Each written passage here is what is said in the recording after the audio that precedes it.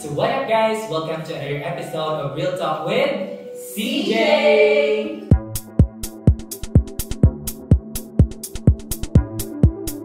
So today we're getting real about something super important but often overlooked. The friendship red flags! I have here the people that I love since my college journey started. So anyway, let's start our podcast.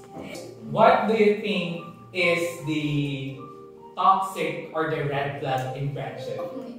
Like nagsaad ka, and then din mo dahil. Okay.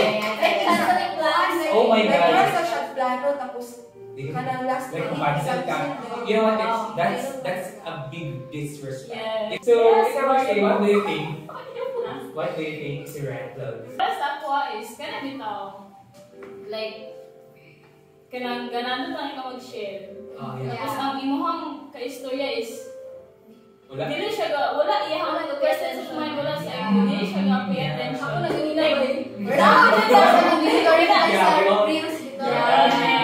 tapos kanang mag-react sa pinamigay of conversation mo. Tapos kalitra siya mag-ana, mag-cellphone sa ano. That's so disrespectful. For me, So, how about bothering?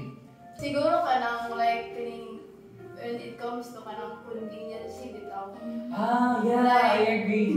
Like, like, ikaw, naka sa ila ka, always, ay, wala mo na feel sa to, amay, pero kanang salain po ba, like, makita na ko, like, always siya ka nang, like, na siya, initiative yun, tinanapit lang. Then, when it comes din sa iya ka, ngayang friends, like, nakalimutan siya, kanina, bitaw. So, yeah, wala siya kay ko, so, that's very red flag for me. Okay, I get it. So, like, same with, you know, if nakita niyo ako my sa IG, like I said there, that always the always the bridesmaid, but never the bride.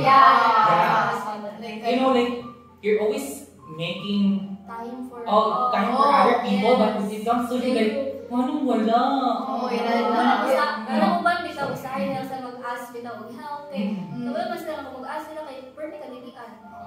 Pero pag ikaw kayo, Ikaw, like, balik go lang. Like, While ka na sila ikuan, kailangan sila, oh sige ako. Yeah. Bayabang. It's very... We're sure ba, like, a provider needs also a provider. Yeah. Tama ba? Oh, Like, tama. something ganun ba? So, something ganun. So, actually, that's a big red flag. Yeah. So, that's it for today, guys. So, I hope you've learned something. At kung natamaan man, you know, you still have a chance to grow, to learn, you know, and learning and choosing peace over people pleasing. So, follow us for more talks and send this to someone who might need it. Until next time, again, this is Real Talk by CJ!